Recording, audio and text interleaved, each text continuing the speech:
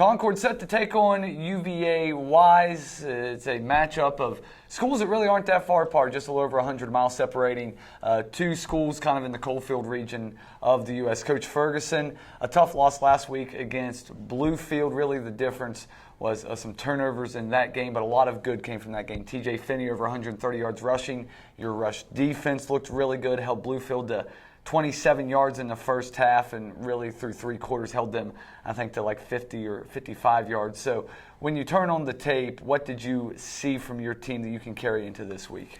Yeah, we saw a lot of goods. I mean, when you look at the defensive side of the ball, they flew around. They hit the ball carrier.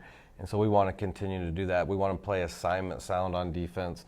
We want to make sure we're getting pressure with the defensive line and our linebackers.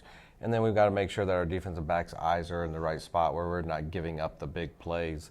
So defensive-wise, we're going to continue to progress on what we started. On the offensive side of the ball, we got to finish drives.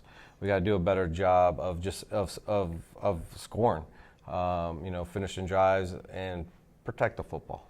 Had a bunch of new guys, especially on the offensive side and, at your receiver position. A guy that does have some experience is Ja'Cory Clark, and he showed that experience. 6 catches, 75 yards. You talked about it earlier in the week that, if he doesn't have a catch call back, he finishes with over 100 yards. Is he kind of a guy that is starting to maybe blossom a little bit in that receiver room? Yeah, we like Ja'Cory. He was a D3 transfer out of Georgia. He's a kid that I was kind of recruiting when I was at Tuscaloosa. I'm looking at him a little bit. He ended up going to D3 school.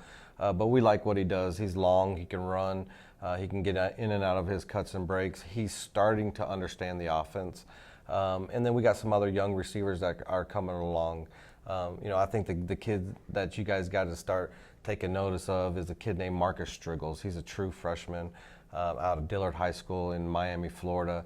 The kid is special. He reminds me a lot of a Tywan Pierce from the way he runs his routes to the way he catches.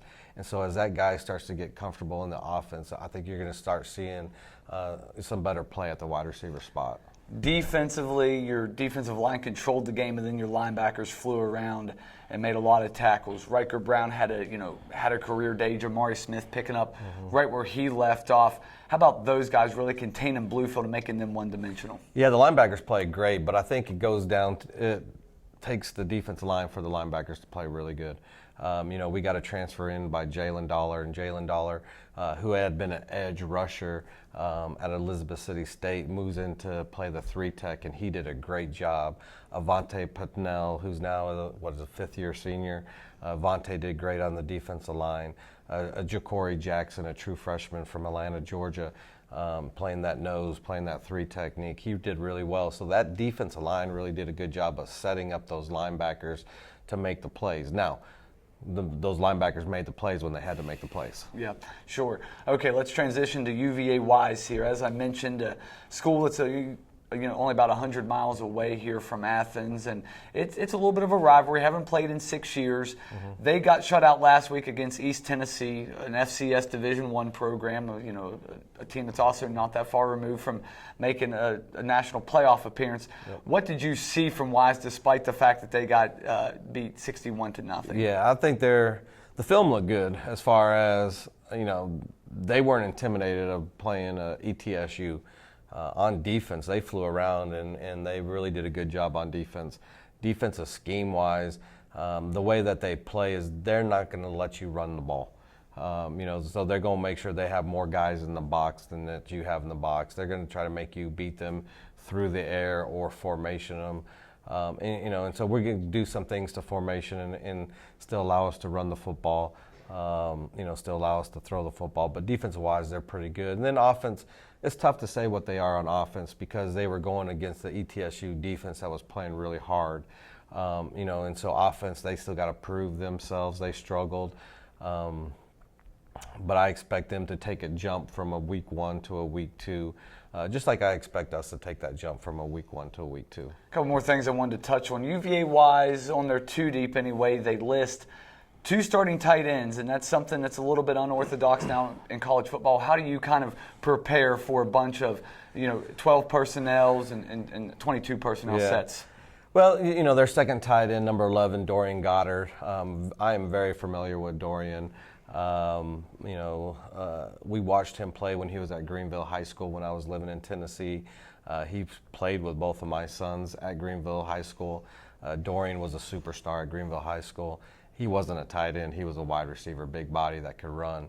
And then he ended up getting a scholarship and went to University of Virginia, was there for a year, and then transferred to Wise. And so Wise, he's listed as a tight end, but he's a slot receiver. He's able to play in the box as a tight end, but also be able to move out and play in space because he is, he does have the ability to play wide receiver. So even though there are 12 personnel listed, I think they're more of an 11 personnel team. Sure, and then finally, with the close distance between the two schools, you look at the two deeps, and you have a lot of Georgia and Tennessee and North Carolina kids, Concord and Wise going after the same kids in recruiting. How important is this game? Maybe, obviously today, but in December, in January, and February, when you guys are targeting the same high school kids? Yeah, well, I think we got kids that are familiar with one another. They've played either with each other or against each other throughout their high school careers, and so there's that the familiarity aspect of things. Obviously, we want to go in and try to win every game that we're in.